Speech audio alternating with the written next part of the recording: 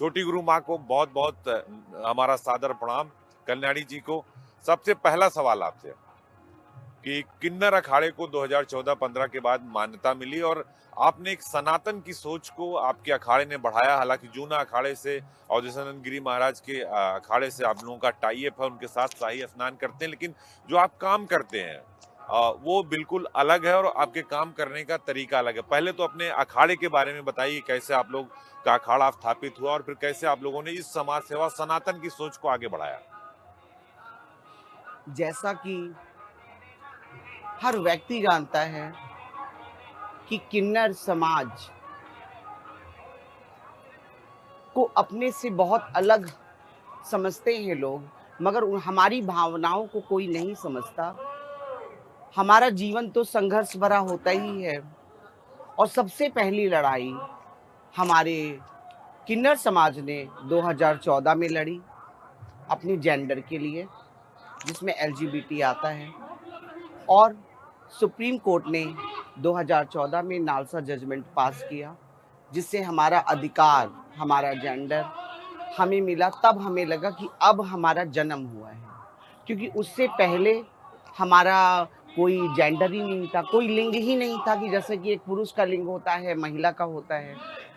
तब जाके हमें एक अधिकार मिला कि आधार कार्ड बना सके, कि हम आइडेंटिटी बना सके और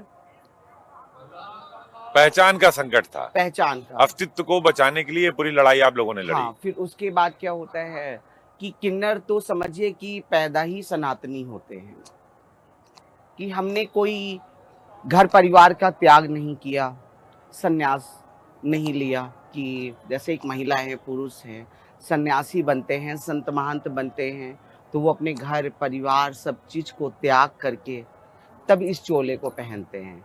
मगर हमें तो बचपन से ही हमारा समाज का तिरस्कार कर दिया जाता है। अब ये किसकी मर्जी से होता है कि परिवार वाले करते हैं या समाज के डर से कर दिया जाता है।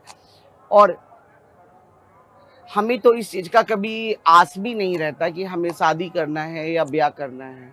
हमारा तो एक रूप ही अकेला बनाया है अर्धनारीश्वर का, कि हमें आगे की किसी के लिए सोचना ही नहीं है, कि अपने जीवन के लिए सोचना है कि हमें शादी करना है या बच्चे पैदा करना है। और तब हमारे किन्नर अखाड़े की, जैसे हमारी आचार्य महामंडलेश्वर हैं स्वामी लक्ष्मी नारायण त्रिपाठी, इन्होंने सबसे पहले अपने सनातन धर्म की ध्वजा उठा के, समझिए कि उज्जैन के महाकुंभ में 2016 में इन्होंने वहाँ महाकुंभ किया।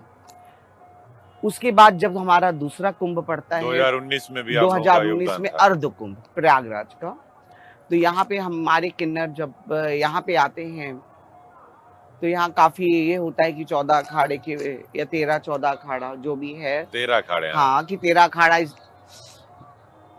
से 14 अखाड़ा नहीं होगा। इसके पीछे काफी लड़ाई हुई, यहाँ काफी आप लोगों ने बहुत ताकत का एहसास कराया, शक्ति प्रदर्शन भी किया और फिर आप लोग जूना अखाड़े के साथ अलायंस हो गए। हाँ, देखिए बताए, किन्नर समाज को हमारे ऊपर भोलेनाथ का इतना हाथ है कि एक नर और नारी दोनों की शक्ति है हमारे अंदर, हर किसी से हम लड़ सकते हैं। और ये रही बात, ये तो हमारा एक अपना अस्तित्व है, हमारे वर्चस्व की लड़ाई है कि हमें हर साधु संत से बातचीत किया गया, मगर फिर जाके जूना अखाड़े से हमारा एग्रीमेंट हुआ और हम लोगों ने शाही स्नान किया।